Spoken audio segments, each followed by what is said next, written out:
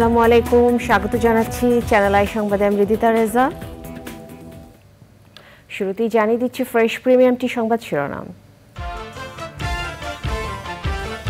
উপজেলা নির্বাচনে মন্ত্রী এমপির পরিবারের সদস্য ও স্বজনরা প্রার্থী হতে পারবেন না, নির্বাচনী পরিবেশ নষ্ট না করতে প্রধানমন্ত্রীর নির্দেশ।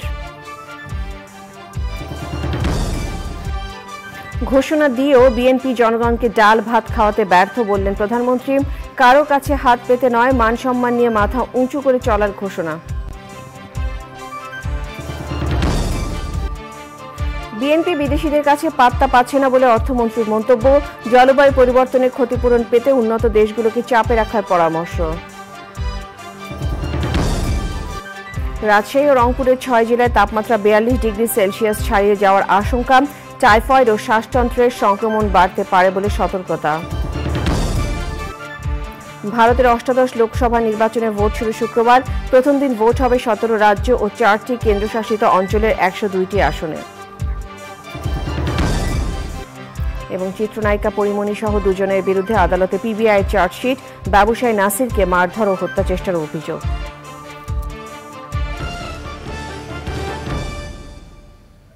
এছাড়াও নিটল টাটা বিশেষ সংবাদে যা থাকছে।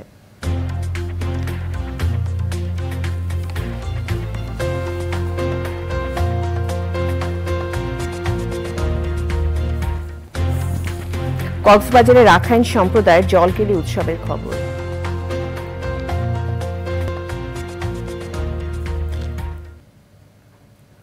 সংবাদ শিরোনামগুলো জানাচ্ছিলাম। এখনকার এই সংবাদ আয়োজন একই সঙ্গে চ্যানেল আই ইউটিউব চ্যানেল এবং চ্যানেল আই ওটিটি প্ল্যাটফর্ম আইস্ক্রিনে লাইভ স্ট্রিম হচ্ছে। প্রধানমন্ত্রী শেখ হাসিনা বলেছেন, ঘোষণা দিয়েও জনগণের জন্য ডাল ভাত জোগাতে ব্যর্থ হয়েছিল বিএনপি সরকার, কিন্তু বর্তমান সরকার জনগণকে মাছ ভাতের নিশ্চয়তা দিয়েছে। প্রাণী সম্পদ সেবা সপ্তাহ ও প্রদর্শনীর উদ্বোধনী অনুষ্ঠানে প্রধানমন্ত্রী বলেন, খাদ্য নিরাপত্তার পাশাপাশি পুষ্টির চাহিদা পূরণ করতে কাজ করছে সরকার। নীলাদ্রি শেখরের রিপোর্ট। রাজধানীর শেরেবাংলা নগরে দেশের বিভিন্ন প্রান্ত থেকে এসেছে গবাদি পশু নিয়ে কাজ করেন এমন উদ্যোক্তারা। দুদিনের প্রদর্শনীতে থাকছে নানা জাতের গাভী, ষাঁড়, মহিষ, ছাগল, ভেড়া, হাঁস মুরগি এবং শৌখিন ও পোষা প্রাণী। প্রাণী সম্পদ সেবা সপ্তাহ ও দুদিনের প্রদর্শনী উদ্বোধন করেন প্রধানমন্ত্রী শেখ হাসিনা। প্রাণী সম্পদের উন্নয়নে সরকারের অবদানের কথা তুলে ধরে বিগত সরকারগুলোর সমালোচনা করেন প্রধানমন্ত্রী। আমাদের আগে যারা ক্ষমতায় ছিলেন, যেমন খালেদা জিয়া ঘোষণা দিল যে দেশের মানুষকে ডাল ভাত খাওয়াবে, সে ডাল ভাত খাওয়াতেও কিন্তু ব্যর্থ হয়েছিল। এরপর 2007 সালে আসলো তত্ত্বাবধায়ক সরকার, মেজর জেনারেল মঈনুদ্দিন আবার ঘোষণা দিলেন আলু খাওয়ার জন্য। তো কেউ আমাদের ডাল ভাত খাওয়াতে চাইলো, কেউ আমাদের আলু খাওয়াতে চাইলো। মাছে ভাতে বাঙালি আমরা, তা আমার মাছে ভাতে বাঙালি, মাছ ভাত পেলেই তো যথেষ্ট। সেটাই তো আমরা চাই, বলেন ঠিক কিনা? সেটাই তো আমাদের লক্ষ্য। কাজে আমরা সেদিকেই দৃষ্টি দিয়েছি। এখন অন্তত বলতে পারি মাছ ভাতের অভাবটা নাই, ডাল ভাতেরও অভাব নাই। তবে মানুষের চাহিদা এখন মাংস, আরও বড় বড় মাছ, সব কিছু খাবে। গবেষণার মাধ্যমে প্রাণী সম্পদের উৎপাদন বাড়ানোর উপর জোর দিতে বলেন সরকার প্রধান। উৎপাদন ও প্রক্রিয়াজাতকরণে আন্তর্জাতিক নিয়মনীতি অনুসরণ করতে বলেন তিনি। যেমন মাছ, হাঁস, মুরগি, পাখি, পশুপালন, এগুলি সমস্ত স্বাস্থ্যসম্মতভাবে লালন পালন করা এবং উৎপাদন প্রক্রিয়াকরণ, কারণ প্রক্রিয়াকরণটাও কিন্তু গুরুত্বপূর্ণ। এ বিষয়ে আরও যত্নবান হতে হবে।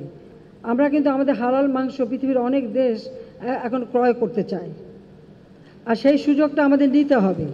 সেগুলিকে আমরা কিভাবে লালন পালন করছি, কিভাবে সেগুলি মানে যখন এগুলি জবাই করা হয় স্বাস্থ্যসম্মতভাবে করা হচ্ছে কি না, বিদেশে রপ্তানি করতে গেলে তাদের কতগুলি নিয়ম আছে সেটা মেনে আমরা করি কি না, বা সেগুলি প্যাকেটজাত করতে গেলে সেই নিয়ম অনুযায়ী করা হচ্ছে কি না, সে বিষয়গুলি কিন্তু আমাদের বিবেচনায় নিতে হবে।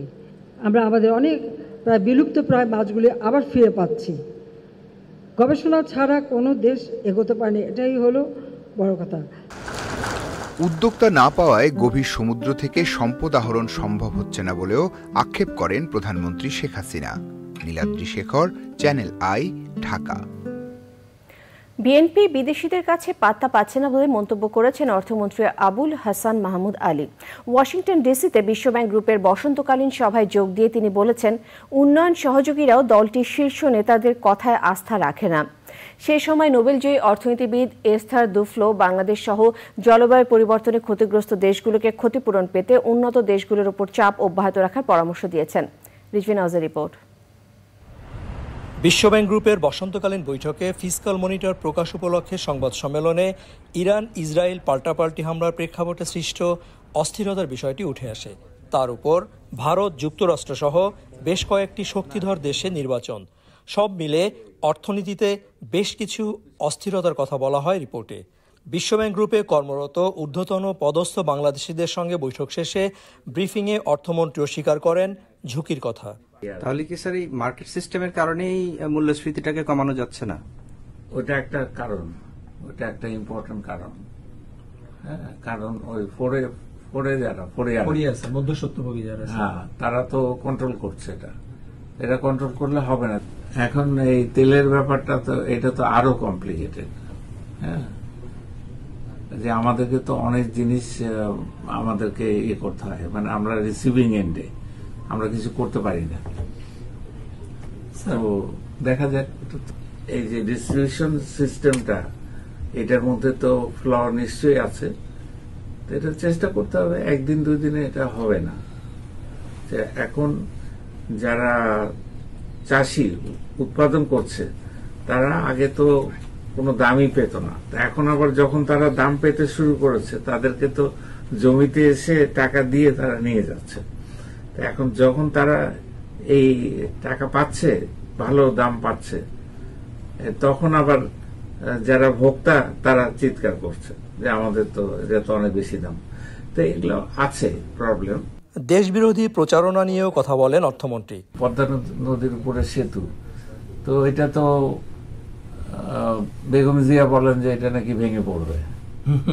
হ্যাঁ, এখন আপনারা এমন লোককে লিডার বানিয়েছেন, আপনারা মানে প্রতিপক্ষ, যার এইটুকু সেন্স নাই যে এই সেতু তো ভাঙ্গার সেতু, ভেঙে পড়বে না। আলাদা এক সংবাদ সম্মেলনে বিশ্ববরেণ্য অর্থনীতিবিদরা বলেন, গরিব দেশগুলোর দুরবস্থার জন্য ধনীরাই দায়ী, আর সে কারণেই ধনী দেশগুলোকে গরিবের পাশে দাঁড়াতে হবে।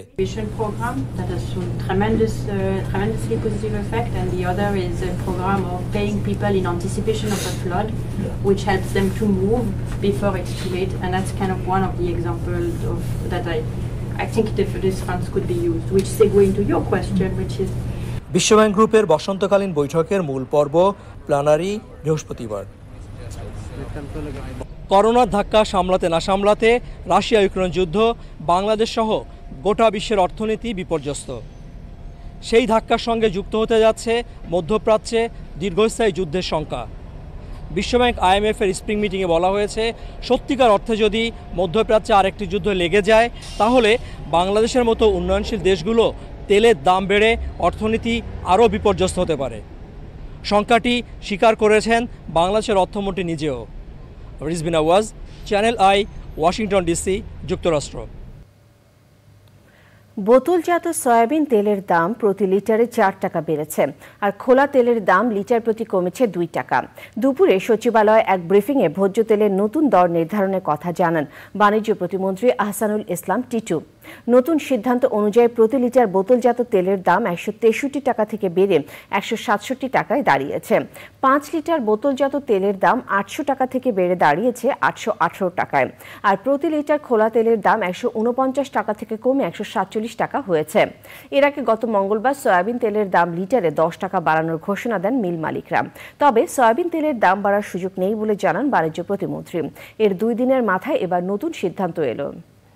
সয়াবিন তেলের প্রতি লিটার বোতল, যেটা পেট বোতলে যেটার মধ্যে সিল করা থাকে, সেইটা আমাদের নির্ধারিত ছিল 163 টাকা, সেইখান থেকে বৃদ্ধি করে 167 টাকায় নির্ধারণ করা হয়েছে।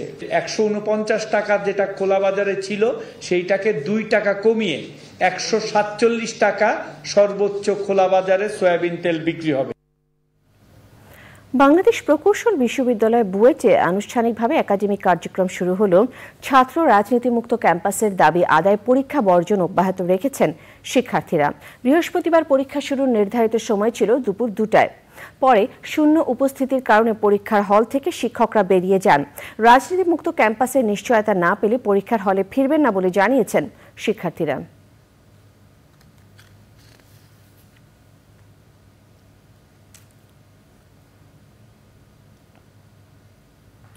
রাজশাহী, রংপুর, ঢাকা, খুলনা ও বরিশাল বিভাগের বেশিরভাগ এলাকায় তাপপ্রবাহ সহসাই কমছে না।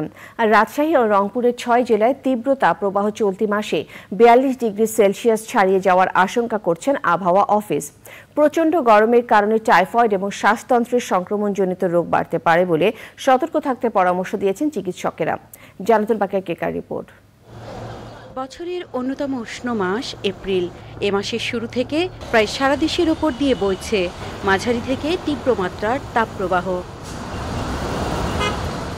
রাজশাহী ও রংপুর বিভাগের 6 জেলায় তীব্র তাপপ্রবাহে এ অঞ্চলের মানুষের ভোগান্তি চরমে। আবহাওয়া অফিস বলছে, চলতি মাসের শুরু থেকেই দিনের তাপমাত্রা স্বাভাবিকের চেয়ে 4 থেকে 5 ডিগ্রি সেলসিয়াস বেশি থাকছে। একইভাবে রাতের তাপমাত্রা 1 থেকে 2 ডিগ্রি সেলসিয়াস বেশি থাকায় গরমে অস্বস্তি বাড়ছে। প্রচন্ড গরমের জন্য একটু ভালো থাকার জন্য, স্বস্তি পাওয়ার জন্য ডাব খাওয়া হচ্ছে আর কি। অনেক কষ্ট বাবা, গরমে যান চলে না, চালাইতেই বাধ্য হইয়া। পেট তো আর চলবো না, পেট্রোল সময় মতন খাওয়ান চাইবো। প্রচণ্ড গরমে ডায়রিয়া, শ্বাসকষ্ট ও হিট স্ট্রোক জনিত সমস্যা এড়াতে বিশুদ্ধ খাবার পানি নিশ্চিত করার পাশাপাশি বাসি পচা খাবার এড়িয়ে চলার পরামর্শ চিকিৎসকদের। ফুড পয়জনিং হচ্ছে, একটা হলো এক্সেসিভ সোয়েটিংয়ের কারণে সোডিয়াম কমে যাচ্ছে, ব্লাড প্রেশার কমে যাচ্ছে। আর একটা হচ্ছে নানাবিধ ইনফেকশাস ডিজিজের মধ্যে টাইফয়েডের প্রকোপটা এই মুহূর্তে বেশি। খুব বেশি পয়জন না হয়, আপনারা ঘরে বাইরে ঘোরাঘুরি করবেন না, আপনারা ঘরের মধ্যে থাকার চেষ্টা করবেন। সোডিয়াম কমে যাওয়ার প্রবণতা থাকে যেহেতু এক্সেসিভ সোয়েটিং হয়, এই জন্য যাদের এই ধরনের সমস্যা একবার হয়েছে বা হওয়ার সম্ভাবনা থাকে তারা লিকুইড খাবার বা তরল খাবার বেশি খাবেন। আপনি খাইতে পারেন ওট স্যালাইন, খাইতে পারেন যে কোনো ফলের জুস, খাইতে পারেন আপনি লেবু দিয়ে শরবত বানিয়ে, তাহলে আপনার পানি শূন্যতাটা অন্তত কিছুটা হলেও রক্ষা হবে। গত 16 এপ্রিল চলতি মৌসুমে ঢাকার সর্বোচ্চ তাপমাত্রা রেকর্ড করা হয় 38.8 ডিগ্রি সেলসিয়াস। এ সময় পরপর 3 দিন দেশের সর্বোচ্চ তাপমাত্রা 41 ডিগ্রির কাছাকাছি ছিল চুয়াডাঙ্গাতে। তাপপ্রবাহ এপ্রিল মাসে থাকবে, সারা মাসে কম বেশি থাকবে, তবে এটা নির্ভর করে বৃষ্টিপাতের উপরে। তাপপ্রবণ এলাকা হচ্ছে আমাদের মূলত রাজশাহী এবং খুলনা এবং এর স্থায়িত্ব এবং তার আশেপাশের এলাকাগুলো এবং দেখা যাচ্ছে ফরিদপুর এই অঞ্চলগুলো এর মধ্যে আসতে পারে। ওই অঞ্চলে রাজশাহী খুলনায় তো 42 ডিগ্রি ছাড়া যাওয়ার সম্ভাবনা আছে। আবহাওয়া অফিস বলছে, আগামী 24 ঘন্টায় রাজশাহী ও রংপুরে আকস্মিক কালবৈশাখীর সাথে ঝোড়ো বৃষ্টির পূর্বাভাস রয়েছে। বৃষ্টি ঝড়ে কিছু সময়ের জন্য গরম খানিকটা সহনীয় হলেও মাস জুড়েই প্রায় সারা দেশে তাপপ্রবাহ থাকবে। জান্নাতুল বাকিয়া কেকা, চ্যানেল আই, ঢাকা। দলের মন্ত্রী এবং সংসদ সদস্যদের সন্তান, পরিবারের সদস্য ও নিকট আত্মীয়রা উপজেলা নির্বাচনে অংশ নিতে পারবেন না বলে নির্দেশনা দিয়েছেন আওয়ামী লীগ সভাপতি ও প্রধানমন্ত্রী শেখ হাসিনা। এমন যারা এরই মধ্যে মনোনয়নপত্র জমা দিয়েছেন তাদেরকে নির্বাচন থেকে সরে দাঁড়াতে বলা হয়েছে। দলীয় সভাপতির নির্দেশনা সাধারণ সম্পাদক ওবায়দুল কাদের সাংগঠনিক সম্পাদকের পৌঁছে দিয়েছেন। ওবায়দুর রশিদের রিপোর্ট। 4টি ধাপে অনুষ্ঠিত হবে উপজেলা পরিষদ নির্বাচন। আগামী 8ই মে হবে প্রথম ধাপের ভোট গ্রহণ। তফসিল ঘোষণার পর আওয়ামী লীগ সাধারণ সম্পাদক ওবায়দুল কাদের বারবার নির্দেশনা দিয়েছেন উপজেলা নির্বাচনে যেন মন্ত্রী ও সংসদ সদস্যরা প্রভাব না খাটান। তবে নোয়াখালী 4 আসনের সংসদ সদস্য একরামুল করিম চৌধুরীর ছেলে আতাহার ইশরাক চৌধুরী সুবর্ণচর উপজেলা পরিষদ নির্বাচনে চেয়ারম্যান প্রার্থী হবার পর পথসভায় বিতর্কিত বক্তব্য দিয়েছেন ওই সংসদ সদস্য। নাটোরের সিংড়া উপজেলা চেয়ারম্যান প্রার্থী লুৎফুল হাবিবের বিরুদ্ধে উঠেছে প্রতিপক্ষকে অপহরণের অভিযোগ। এমন প্রেক্ষিতে বৃহস্পতিবার সকালে আওয়ামী লীগ সভাপতি প্রধানমন্ত্রী শেখ হাসিনার নির্দেশনা সাংগঠনিক সম্পাদকদের জানান সাধারণ সম্পাদক ওবায়দুল কাদের। আমাদের দলের সাধারণ সম্পাদক জনাব ওবায়দুল কাদের, আমাদের প্রিয় নেত্রী আওয়ামী লীগ সভাপতি বঙ্গবন্ধু কন্যা জননেত্রী শেখ হাসিনার নির্দেশনা ক্রমেই আমাদের বলেছেন যে মন্ত্রী এমপি সন্তান সহ তার স্বজনরা যাতে নির্বাচনে অংশগ্রহণ না করে সেই ব্যাপারে তাদেরকে বলার জন্য আমাদের নির্দেশনা দিয়েছে। উপজেলা নির্বাচনের বিষয়ে দলের সিদ্ধান্ত যারা মানবেন না তাদের বিরুদ্ধে সাংগঠনিক ব্যবস্থা নেবে Awami League. Obaidul Rashid, channel I, Dhaka. ভারতের অষ্টাদশ লোকসভা নির্বাচনে ভোট গ্রহণ শুরু হচ্ছে শুক্রবার। এবারে নির্বাচন হবে 7 দফায়। ভারতের 28টি রাজ্য ও 8টি কেন্দ্রশাসিত অঞ্চলের মধ্যে প্রথম দিন ভোট হবে 17টি রাজ্য ও 4টি কেন্দ্রশাসিত অঞ্চলের 102 আসনে। নির্বাচনে প্রতিদ্বন্দ্বিতা করছে 2666টি রাজনৈতিক দল। ভোটার প্রায় 97 কোটি। ইফাত জাহানের রিপোর্ট। ভারতের অষ্টাদশ লোকসভার নির্বাচনের ভোট গ্রহণ শুরু হচ্ছে শুক্রবার। ভোট হবে ইলেকট্রনিক ভোটিং মেশিনে। এরই মধ্যে নির্বাচন কমিশন ভোটের চূড়ান্ত প্রস্তুতি শেষ করেছে। ভোটের মাঠে প্রতিদ্বন্দ্বিতা করছে বিজেপি, কংগ্রেস, আম আদমি পার্টি, ন্যাশনাল পিপলস পার্টি, মমতার তৃণমূল, লালু প্রসাদ যাদবের রাষ্ট্রীয় জনতা দল সহ 2666টি রাজনৈতিক দল। এবার ভোটের জন্য নিবন্ধিত হয়েছে প্রায় 97 কোটি ভোটার। আর প্রথম ভোটাধিকার প্রয়োগ করবেন 18 থেকে 19 বছর বয়সী 1,80,00,000 ভোটার।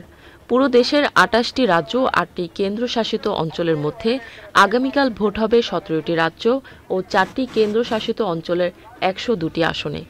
রাজ্য ও কেন্দ্রশাসিত অঞ্চলগুলো হল পশ্চিমবঙ্গ, বিহার, উত্তরপ্রদেশ, উত্তরাখণ্ড, ত্রিপুরা, তামিলনাড়ু, সিকিম, রাজস্থান, নাগাল্যান্ড, মিজোরাম, মেঘালয়, মণিপুর, মহারাষ্ট্র, মধ্যপ্রদেশ, লাক্ষাদ্বীপ, জম্মু ও কাশ্মীর, ছত্তিশগড়, আসাম, অরুণাচল প্রদেশ।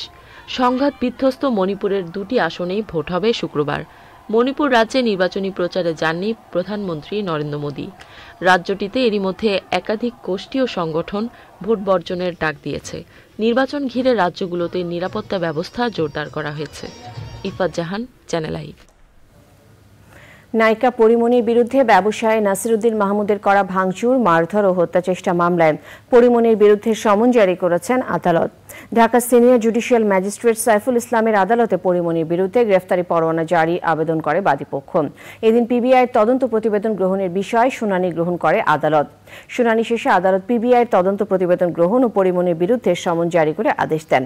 বাদীপক্ষের আইনজীবী জানিয়েছেন, মদ পার্সেল না দেওয়ায় ঘটনার দিন রাতে পরিমণি বোট ক্লাবে ভাঙচুর ও মারধর করেন।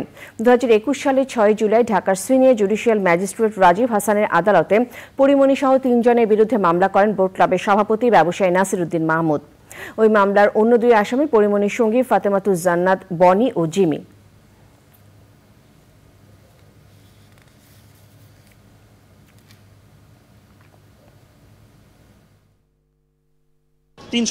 হচ্ছে মারধর, আঘাত, আর 506 হচ্ছে ভয়ভীতি প্রদর্শন। এই দুটো ধারার বাইরেও ভাঙচুরের বিষয়টাও এই তদন্ত প্রতিবেদনে উঠে এসছে। তো তার ভিত্তিতে আমরা আজকে বিজ্ঞ আদালতে বলেছি এই তদন্ত প্রতিবেদনটা গ্রহণ করার জন্য। আর আসামি আমরা 3 জনকে করেছি, শামসুন নাহার স্মৃতি ওরফে পরিমণি, আর ওনার বোন বনি, আর একজন আছে জিমি। তো বনিকে মামলার প্রতিবেদনে অব্যাহতি দেওয়া হয়েছে, জিমি আছে সাথে, অর্থাৎ শামসুন নাহার স্মৃতি ওরফে পরিমণি আর হচ্ছে ওনার যেই কস্টিউম ম্যানেজার ছিল জিমি, ওনার বিরুদ্ধে তদন্ত অভিযোগ প্রমাণ হয়েছে অপরাধের। তথ্য সম্প্রচার প্রতিমন্ত্রী মোহাম্মদ আলী আরাফাতের সঙ্গে সৌজন্য সাক্ষাৎ করেছেন ভারতের হাইকমিশনার প্রণয় ভার্মা। দুপুরে সচিবালয়ে মন্ত্রীর নিজ দফতরে তারা বিভিন্ন বিষয়ে আলোচনা করেন। বৈঠক শেষে প্রতিমন্ত্রী বলেন, বিভিন্ন মাধ্যমে অপপ্রচার রোধে ভারতের সঙ্গে পারস্পরিক অভিজ্ঞতা বিনিময় করা হবে। ভালো নাটক বা সিনেমা প্রচারে 2 দেশ একসঙ্গে কাজ করবে বলেও উল্লেখ করেন তিনি।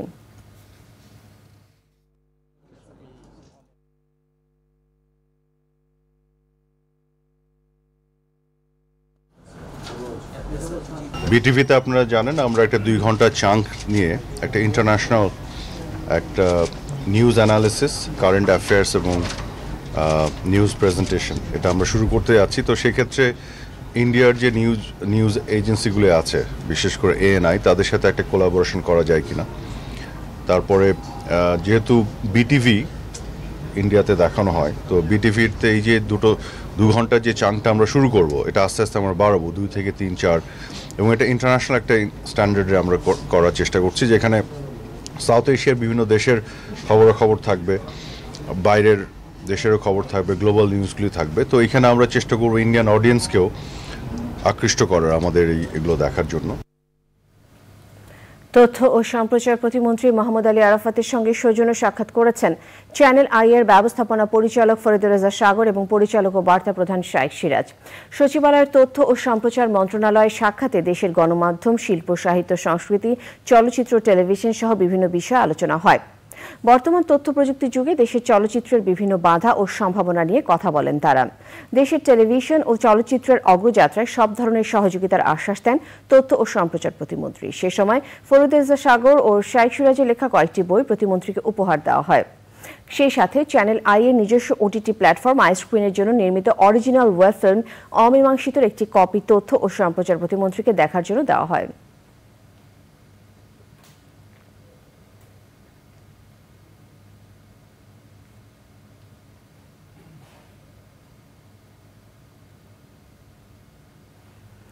পরিবেশ, বন ও জলবায়ু পরিবর্তন মন্ত্রী বলেছেন, জলবায়ু পরিবর্তন মোকাবেলা করতে হলে সবুজ এবং জলবায়ু সহনশীল উন্নয়ন করতে হবে। Consultant meeting with partner on Bangladesh climate development partnership শীর্ষক কর্মশালায় জাতীয় অভিযোজন পরিকল্পনা বাস্তবায়নে সরকারি এবং বেসরকারি উন্নয়ন সহযোগী সংস্থাগুলোর মধ্যে সম্পর্ক জোরদারে গুরুত্ব আরোপ করেছেন বিশিষ্টজনেরা। আলিমাল রাজের রিপোর্ট।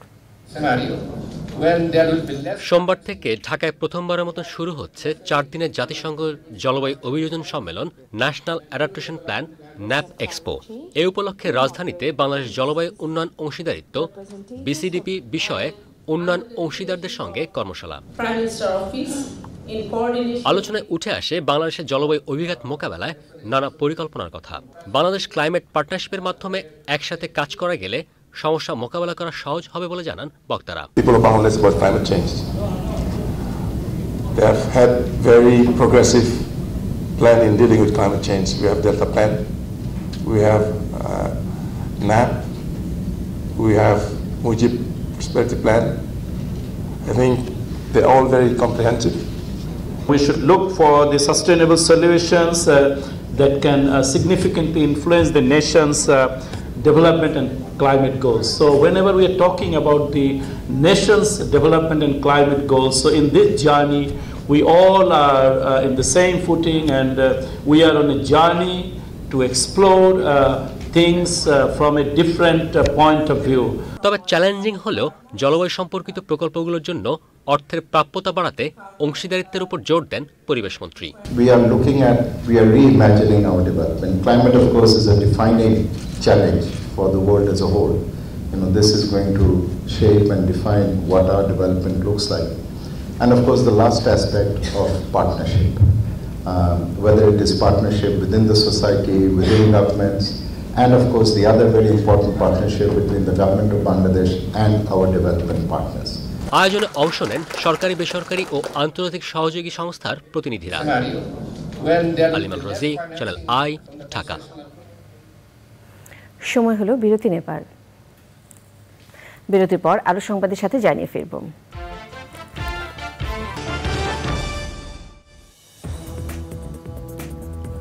ফিরে এলাম বিরতির পর। স্থাপত্যবিদ্যায় পড়াশোনার অংশ হিসেবে পরিবেশ বান্ধব মাটির তৈরি বসার স্থান নির্মাণ করছে ব্র্যাক ইউনিভার্সিটি। এমন নির্মাণ শৈলী শিক্ষার্থীদের মেধা বিকাশে আরও গুরুত্বপূর্ণ অবদান রাখবে বলে মনে করছেন শিক্ষকেরা। মাটি বিশেষজ্ঞের দাবি, বসার ওই স্থানটি স্থায়িত্ব হতে পারে 1000 বছর। শাকির আদনানের রিপোর্ট। ব্র্যাক ইউনিভার্সিটির স্থাপত্যবিদ্যা বিভাগের পড়াশোনার অংশ হিসেবে শিক্ষার্থীরা এর আগে দেশের বিভিন্ন জায়গায় মাটি দিয়ে দেওয়াল ও ঘর বানিয়েছেন। এবার নিজস্ব ক্যাম্পাসে শিক্ষার্থীরা বিশ্ববিদ্যালয়ের নিচতলায় মাটি দিয়ে বসার একটি স্থান তৈরি করছেন। স্থায়িত্বের জন্য মাটির সঙ্গে সামান্য কিছু সিমেন্টও ব্যবহার করা হচ্ছে। যখন আমরা আমাদের প্রফেশনাল লাইফে যাব, তখনও আমরা মাটির কাজটা বাংলাদেশের ম্যাটেরিয়াল দিয়ে আমরা আমাদের অনেক ধরনের ডিজাইন বা বিল্ডিং ডিজাইন এগুলো করতে পারবো। করছি তো আমরা, কিন্তু আমরা উপভোগ করতে পারছি সবাই। এ কাজে অর্থ সহায়তা করেছে আন্তর্জাতিক সংস্থা open society university network. Traditional যে সময়টা মাটির বাড়ি থেকে আমরা যদি জেনে আসি, ওই জিনিসটাকে এখন কন্টেম্পোরারি অ্যাপ্লিকেশনে আসলে মাটিটাকে আবার কীভাবে ফিরিয়ে আনা যায়। এই সাস্টেনেবল ম্যাটেরিয়ালটা আমাদের যে ট্রেডিশনাল ম্যাটেরিয়াল যেভাবে ইউজ হয়ে আসতেছে, এটার মোর অ্যাডভান্স টেকনিকগুলো শিখতেছে। ভবিষ্যতে এ ধরনের আরও উদ্যোগ নেওয়া হবে বলছে কর্তৃপক্ষ। ওরা এর আগে গ্রামে গেছে, গ্রামে রংপুরে, দিনাজপুরে দোতলা ইটের মাটির বাড়ি বানিয়েছে, তারপরে মাটির দেয়াল তৈরি করেছে, বাঁশের কাজ করেছে। এখানে যদি আমি অন্য কোনো ম্যাটেরিয়াল দিতাম তাহলে একটা নির্দিষ্ট টাইম পরে ওটা টেম্পার চলে যাইতো, ওটা নষ্ট হয়ে যেত। এখানে ওরকম কোনো ম্যাটেরিয়াল নেই, শুধু মাটি আর কম্প্রেস। মাটির তৈরি এই বসার স্থানটি কিছুদিনের মধ্যেই ব্যবহার উপযোগী হবে বলে জানিয়েছেন সংশ্লিষ্টরা। Shakir Addan, channel I, Dhaka. দীর্ঘ প্রতীক্ষা শেষে চাঁদপুরে আধুনিক নৌ টার্মিনালের কাজ শুরু হয়েছে। প্রায় 100 কোটি টাকা ব্যয়ে নির্মিত প্রকল্পটিতে রয়েছে 3টি ভবন, এক্সটার্নাল ব্রিজ, 33 ফুট প্রসারিত রাস্তা, পন্টুন ও জেটি সহ পার্কিং ইয়ার্ড। যাত্রীরা বলছেন টার্মিনালে কাজ শেষ হলে বাড়বে যাত্রী সুবিধা। মার্শিদ আলমের পাঠন, তথ্য ভিডিওচিত্রে সাদিয়া ওমর রিপোর্ট। গুরুত্ব বিবেচনায় সদরঘাটের পরেই চাঁদপুর নৌবন্দর। রাজধানীতে যাতায়াতের জন্য নদীপথের এই রুট ব্যবহার করেন চাঁদপুর, লক্ষ্মীপুর, নোয়াখালী, শরীয়তপুর সহ পার্শ্ববর্তী বেশ কয়েকটি জেলার মানুষ। তাই গুরুত্ব বিবেচনায় 2018 সালে চাঁদপুর আধুনিক নৌ টার্মিনাল নির্মাণের কাজ শুরু হয়। নানা কারণে দীর্ঘ 5 বছরেও আশার আলো দেখেনি প্রকল্পটি। অবশেষে বিশ্ব ব্যাংকের অর্থায়নে 94 কোটি টাকা ব্যয়ে 2023 সালে শুরু হয় টার্মিনাল নির্মাণের কাজ। ঘাটে বসার মতো কোনো স্পেস নাই যে সাধারণ মানুষ এসে বসবে। আমার লঞ্চ ছাড়তে আরও 1 ঘন্টা, সো আমার 1 ঘন্টা এখন হাঁটাহাঁটি করতে হইতেছে। যদি ওইভাবে কোনো ব্যবস্থা থাকতো আমরা সেভাবে বসে রেস্ট নিতাম। একটা ভালো একটা ওয়াশরুম নাই, ওয়াশরুমও যাইতে পারে না। এখানে যদি আধুনিক নৌ টার্মিনাল হয় আমাদের যাত্রীদের খুব সুযোগ সুবিধা হয়। যেমন এখানে গাড়ি থাকে, কোনো সিরিয়াল নাই, হ্যাঁ থাকার ভালো কোনো ব্যবস্থা নেই গাড়ি। আমরা যাত্রীরা যখন আসি খুব ভোগান্তি পোহাতে হয়। এখানে নৌ টার্মিনাল হলে আমরা অনেক সুবিধাই পাবো। প্রথমত এখানে অনেক জাম লেগে থাকে। আমাদের যে লঞ্চঘাট আসার জন্য যে রোডটি আছে সেটি খুবই সংকীর্ণ, এবং নৌ টার্মিনাল হলে রোডটি অনেক প্রশস্ত হবে এবং আসতে যেতে আমাদের অনেক সুবিধা হবে। যে যানজটটা লেগে থাকে সেটা থাকবে না। আধুনিক নৌ টার্মিনাল হলে যাত্রীদের অনেক সুযোগ সুবিধা বাড়বে, যাত্রীরা নির্দিষ্ট সময়ে গন্তব্যে পৌঁছতে পারবে। প্রকল্পের বেড ক্লিয়ারিং শেষে চলছে পাইলিং এর কাজ। কাজের অগ্রগতি আছে, আমরা এখন পর্যন্ত মোটামুটি সন্তুষ্ট আছি। হয়তোবা আশা করা যায় সামনের দিকে আরেকটু ফাস্ট হবে কাজ, কারণ আমাদের এখন যেহেতু নিচের কাজ হচ্ছে, আপনার এই পাইলিং এর কাজগুলো মোটামুটি হয়ে গেলে পরে আমাদের উপরের দিকে দৃশ্যমান কাজগুলো আসলে খুব সহজেই দেখা যাবে, এবং তখন একটা স্ট্রাকচার দাঁড়িয়ে গেলে পরে মোটামুটি সবাই অন্তত বুঝতে পারবে যে এখানে আসলে কাজের অগ্রগতিটা কতটা ফাস্ট। 2025 সালের জুলাই মাসে শেষ হবে প্রকল্পের মেয়াদ। সঠিক তদারকির মাধ্যমে নির্ধারিত সময়ে প্রকল্প বাস্তবায়নের দাবি যাত্রীদের। Sadia Omar, channel I. জাতিসংঘের system of environmental economic accounting এর ফ্রেমওয়ার্ক এবং এর সংশ্লিষ্ট থিমেটিক এরিয়াসগুলোর বিবেচনায় সরকার প্রাকৃতিক সম্পদের হিসাব প্রণয়নের উদ্যোগ নিয়েছে বলে জানিয়েছেন পরিবেশ, বন ও জলবায়ু পরিবর্তন বিষয়ক মন্ত্রী সাবের হোসেন চৌধুরী। রাজধানী আগারগাঁও পরিসংখ্যান ভবনে এ বিষয়ে সেমিনারে প্রধান অতিথির বক্তৃতা করেন পরিবেশ মন্ত্রী। বাংলাদেশ পরিসংখ্যান ব্যুরো পরিবেশ পরিসংখ্যান প্রণয়নের জন্য একটি সেল গঠন করেছে বলেও জানান মন্ত্রী। 13 কোটি মেট্রিক টন কৃষি মাটি আমরা ব্যবহার করছি এই সনাতন পদ্ধতিতে ইট তৈরি করার জন্য। এটার একটা কস্ট আছে, সেটা হচ্ছে বায়ু দূষণ, বায়ুর মান। আমরা প্রায় শুনি যে ঢাকা আমাদের পরিবেশ আমাদের জন্য বড়, বন আমাদের জন্য বড়। আরেকটা যেটা আমি বলেছি, যেটা এখন এখানে নাই, সেটা হচ্ছে বনের মধ্যে জীববৈচিত্র্য। কারণ জীববৈচিত্র্য কিন্তু আমাদের পুরো, যখন আমি আমার ইকোসিস্টেমের কথা বলি, বাকি আমার যে সম্পদগুলি আছে সেই সম্পদগুলিকে আরো সমৃদ্ধ করে। সেখানে একটা ইকোসিস্টেম তৈরি হয়, জীববৈচিত্র্যের তৈরি হয়। সুতরাং এক জায়গায় বন কেটে সমান করে দিয়ে আরেক জায়গায় যদি আমি গাছ লাগিয়ে দিই, সেটা কিন্তু এক বিষয় না। বাংলাদেশের হৃদরোগ চিকিৎসকদের আধুনিক প্রযুক্তিগত জ্ঞানের উৎকর্ষ সাধনে ঢাকায় 2 দিনের কর্মশালা চলছে। রাজধানীতে society for cardiovascular angiography and interventions ACAI এর 4র্থ কোর্সে অংশ নেন দেশি বিদেশি হৃদরোগ বিশেষজ্ঞ চিকিৎসকেরা। 2 দিনের কয়েকটি অধিবেশনে হৃদরোগের বিভিন্ন জটিলতা, ঝুঁকি ও প্রতিকার নিয়ে আলোচনা হয়। এসব অধিবেশনে 500-রও বেশি বিশেষজ্ঞ ও তরুণ ইন্টারভেনশনাল কার্ডিওলজিস্ট তাদের মতামত দেন ও হাতে কলমে প্রশিক্ষণ নেন। কর্মশালা সহযোগী ইনসেপ্টা ফার্মাসিউটিক্যালস লিমিটেড।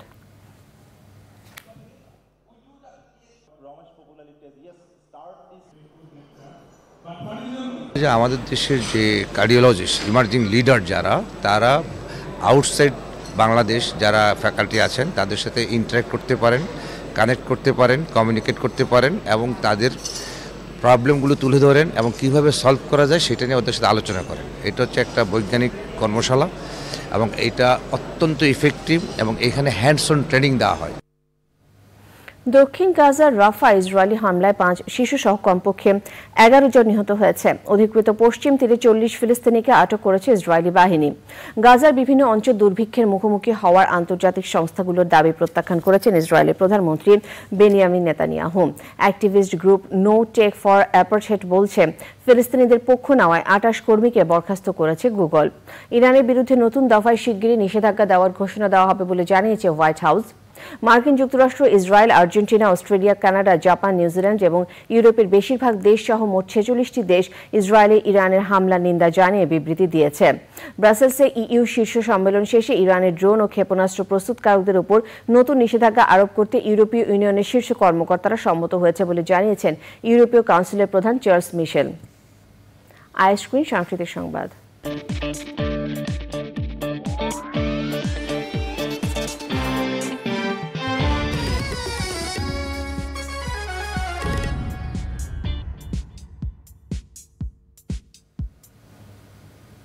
বিনোদনের স্মার্ট দুনিয়া ওটিটি প্ল্যাটফর্ম আইস্ক্রিন। এই প্ল্যাটফর্মে প্রদর্শিত হচ্ছে ক্লাসিক সব নাটক, সিনেমা আর সিরিজ।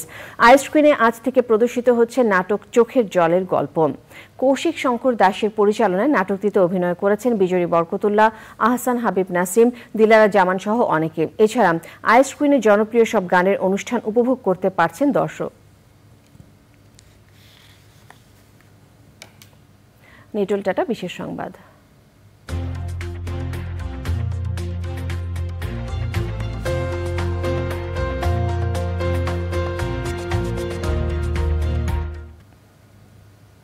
মগী শনকে বিদায় ও বরণকে ঘিরে কক্সবাজারের রাখাইন সম্প্রদায়ের 3 দিনের সাংগ্রাইং পোয়ে বা ঐতিহ্যবাহী জলকিলি উৎসব শুরু হয়েছে। উৎসব উপলক্ষে কক্সবাজার, মহেশখালী, টেকনাফ ও চকরিয়ার রাখাইন পল্লীগুলো সেজেছে নতুন নানান রঙে। চলছে আনন্দ উৎসব। একে অপরকে মঙ্গল জল ছিটিয়ে নতুন বছরের শুভকামনা জানাচ্ছেন রাখাইন তরুণ তরুণীরা। রাখাইনদের এই জলকিলি উৎসব দেখতে ভিড় করছেন কক্সবাজারে বেড়াতে যাওয়া পর্যটক ও স্থানীয় নানান সম্প্রদায়ের মানুষ। 19 এপ্রিল পর্যন্ত চলবে এই জলকিলি উৎসব। কৃষি সংবাদ।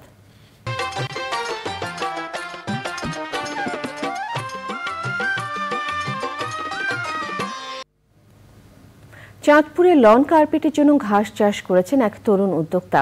বছরে প্রায় 25 লাখ টাকা আয় করছেন তিনি। বাড়ির আঙিনা ও বিভিন্ন স্থানের সৌন্দর্য বর্ধনে লন কার্পেটের ঘাস সংগ্রহ করছেন শৌখিন মানুষেরা। চাঁদপুর থেকে মোর্শেদ আলমের পাঠানো তথ্য ভিডিওচিত্রে সুদীপ্তা মাহমুদের রিপোর্ট। চাঁদপুর শহরের পুরান বাজার এলাকার নাইমুল ইসলাম নীরব গত বছর প্রথম লন কার্পেট ঘাস চাষাবাদ শুরু করেন। বর্তমানে নীরবের 5টি প্রকল্পে 1.5 লাখ স্কোয়ার ফুটে লন কার্পেট ঘাস প্রস্তুত করা হচ্ছে। বছরে অন্তত 3 বার এই জাতের ঘাস বিক্রি করা হয়। এই ব্যবসাতে আমাদের আগে লগ্নি করতে হয়, লাভের অংশটা আসে পরে, বিক্রির পরে। এই প্রজেক্টটা করার জন্য আমার হয়েছিল প্রায় 45 জন লেবার প্রয়োজন হয়। ডে লেবার যারা, তাদেরকে আমি 700 টাকা হাজিরা দেই। আর মান্থলি যে লেবারগুলো আছে ওনাদের কারো বেতন হয় 21,000 টাকা, কারো বেতন হয় 28,000 টাকা। সর্বোচ্চ আমার এই জায়গায় বেতনের কর্মচারী আসছিল প্রায় হয়েছিল 30,000 টাকা। পতিত জমিতে ঘাস চাষ শুরু করলেও বর্তমানে তার 5টি প্রজেক্টে কাজ করছেন 1/2 শ্রমিক। একটা কর্মসংস্থান হয়েছে এই ঘাস, অথবা এরকম যদি আরো কেউ উদ্যোক্তা থাকে তারা যদি এগিয়ে আসে, চাকরি বাকরির দিকে না করে এরকম একটা উদ্যোগ যদি করতে পারি তাহলে আমরা নিজেরাও স্বাবলম্বী হতে পারবো। ড্রেসিং করার পরে মাটি ফালাম, মাটি ফালিয়ে মনে আপনার গাছ লাগাম, গাছ লাগিয়ে মনে আপনার এই ফারামু, ফারিয়া পানি দিমু, পানি দিলে এটার গাছ শেষ। বিভিন্ন যখন গাছ হয়ে যায় তখন বিভিন্ন জায়গায় ফাড়ায় বাংলাদেশের, ওখানেও আমরা লাগিয়ে আসি। আমাদের লেবার হয়েছে মোট 45 জন। লন কার্পেট ঘাসে পোকা বা অন্য কোনো রোগবালাই আক্রমণ করে না। উৎপাদন খরচ কম হওয়ায় বাণিজ্যিকভাবে এই ঘাস চাষ লাভজনক। আমি মনে করি যে এটি যারা সৌন্দর্যপ্রিয় মানুষ তারা বাড়ির আঙ্গিনায় তারা এটা করছে এবং চাঁদপুরে কয়েকজন উদ্যোক্তা সৃষ্টি হয়েছে। আমরা মনে করি আরও কিছু তরুণ উদ্যোক্তা সৃষ্টি হবে। উৎপাদিত লন কার্পেট ঘাস চট্টগ্রাম, সিলেট, গাজীপুর, নরসিংদী, বান্দরবান, খাগড়াছড়ি, নারায়ণগঞ্জ, ব্রাহ্মণবাড়িয়া, মুন্সিগঞ্জ সহ দেশের বিভিন্ন জেলায় সরবরাহ হচ্ছে। Sudipta Mahmud, channel I. এখন দেখবেন প্রকৃতি সংবাদ।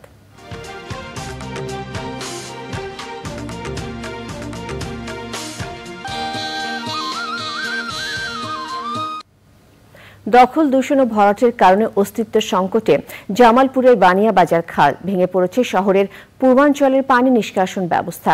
একটু বৃষ্টিতে সৃষ্টি হয় জলাবদ্ধতা। পরিবেশ বিপর্যয়ের পাশাপাশি বিরূপ প্রভাব পড়ছে স্বাভাবিক জীবনযাত্রায়। দখলদারদের উচ্ছেদের পাশাপাশি খাল খননে দ্রুত উদ্যোগের দাবি জানিয়েছেন স্থানীয়রা। হাফিজ রায়হানের তথ্য ও ভিডিওচিত্র, আফরোজা হাসির রিপোর্ট। ব্রহ্মপুত্র নদ থেকে বানিয়াবাজার হয়ে ডাকপাড়া পর্যন্ত খালটির দৈর্ঘ্য প্রায় 1 কিলোমিটার। কয়েক বছর আগেও দৈনন্দিন কাজে খালের পানি ব্যবহার করতেন দুই পাড়ের মানুষ, কিন্তু দখল আর দূষণের কারণেই ক্রমেই হারিয়ে যাচ্ছে খালটি। এরই মধ্যে খাল দখল করে বহুতল ভবন নির্মাণ করেছে প্রভাবশালীরা, ফলে সরু হয়ে গেছে খালটি। ময়লা আবর্জনায় দূষিত হচ্ছে পরিবেশ ও প্রকৃতি। বাড়ি করছে তাদের সোয়ারেজ লাইন, বিভিন্ন ময়লা ফেলাতে মানে খালটা পুরো দূষিত হয়ে গেছে, দুর্গন্ধযুক্ত হয়ে গেছে। এই খালটা অতি দ্রুত সংস্কার করা দরকার। ছেলেমেয়েরা ভবিষ্যতে এই সাঁতার কাটতে পারবে, খেলাধুলা করতে পারবে, এই জায়গা দিয়ে যেন নৌকা চলাচল করতে পারে, এই বিনয়ের সাথে অনুরোধ জানাচ্ছি। এবং এই খালের উপর যারা অবৈধভাবে নির্মাণ স্থাপনা করেছে সেটাও আমরা উচ্ছেদের অভিযানের জন্য অনুরোধ জানাচ্ছি। পোলাপান গোসল করতো, মাছ মারতো, ছিপ জাল ফেলাইতো, এমন নৌকা দিয়ে বালু নিয়ে নামাইতো। এই খালটা যদি আবার নতুন করে সংস্কার করে তাহলে আগের মতন খালটা জীবনটা ফেরত পাবে। এই খালের পানি সবসময় পরিষ্কার ছিল, এখানে এই খালের পাশ দিয়ে বসেই থাকা যায় না। ড্রেন নামাইছে, এখানে কাগজ কুকোচ্ছে, ড্রেনটা ভরে থাকে। এই যে দেখেন এই অবস্থা, এটা ঠিক না। এটা যেন সঠিকভাবে যাইতে পারে এই ব্যবস্থাটা করে দেয় যেন। খালটি উদ্ধারে দখলকারীদের নোটিশ দেওয়ার পাশাপাশি সীমানা নির্ধারণে কাজ চলছে।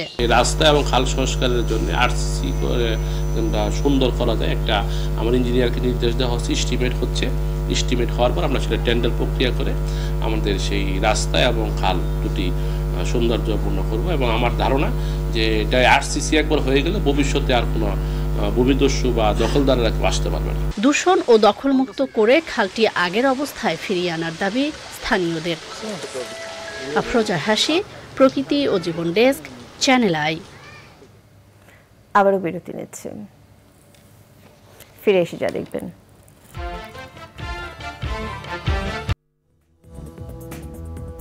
ফিরে এলাম বিরতির পর। বিএনপির সিনিয়র যুগ্ম মহাসচিব রুহুল কবির রিজভী বলেছেন, আধিপত্যবাদ আর সন্ত্রাসবাদের বিরুদ্ধে যুদ্ধ চালিয়ে দেশে গণতন্ত্র ফিরিয়ে আনতে হবে।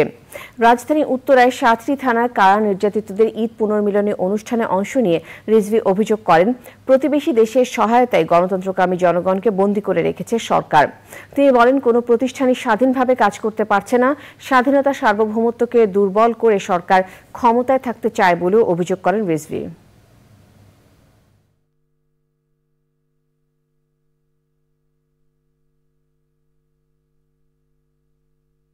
অনেক ষড়যন্ত্র চক্রান্তকে তিনি জড়িত হয়ে বাংলাদেশের স্বাধীনতা সার্বভৌমত্বকে আজকে দুর্বল করার জন্য এবং এই দুর্বল করে প্রভুদেরকে খুশি রেখে তিনি বাংলাদেশের ক্ষমতা দখল করে রাখতে চান। এইটাই হচ্ছে তার অভিপ্রায়। বন্ধুরা আমার, আমাদের যে লড়াই, জাতীয়তাবাদী শক্তির যে লড়াই, এটা যেমন গণতন্ত্রের, আবার আমাদের স্বাধীনতা রক্ষা, সার্বভৌমত্ব রক্ষার লড়াই। বাংলাদেশ সরকারি কর্ম কমিশন পিএসসির সদস্য হিসেবে শপথ নিয়েছেন রাজশাহী বিশ্ববিদ্যালয়ের গণযোগাযোগ ও সাংবাদিকতা বিভাগের অধ্যাপক ডক্টর প্রদীপ কুমার পান্ডে। সুপ্রিম কোর্টের জাজেস লাউঞ্জে প্রধান বিচারপতি ওবায়দুল হাসান তাকে শপথ বাক্য পাঠ করান। শপথ অনুষ্ঠান পরিচালনা করেন সুপ্রিম কোর্টের রেজিস্ট্রার জেনারেল মোহাম্মদ গোলাম রাব্বানী। শপথ অনুষ্ঠানে আপিল বিভাগের জ্যেষ্ঠ বিচারপতি এম এনায়েতুর রহিম, পিএসসির চেয়ারম্যান মোহাম্মদ সোহরাব হোসাইন, পিএসসি সদস্য হাইকোর্ট বিভাগের রেজিস্ট্রার মুন্সি মশিয়ার রহমান, আপিল বিভাগের রেজিস্ট্রার মোহাম্মদ সাইফুর রহমান এবং অন্য কর্মকর্তারা ছিলেন। 19 মার্চ পিএসসি সদস্য হিসেবে নিয়োগ পান রাজশাহী বিশ্ববিদ্যালয়ের গণযোগাযোগ ও সাংবাদিকতা বিভাগের অধ্যাপক ডক্টর প্রদীপ কুমার পান্ডে।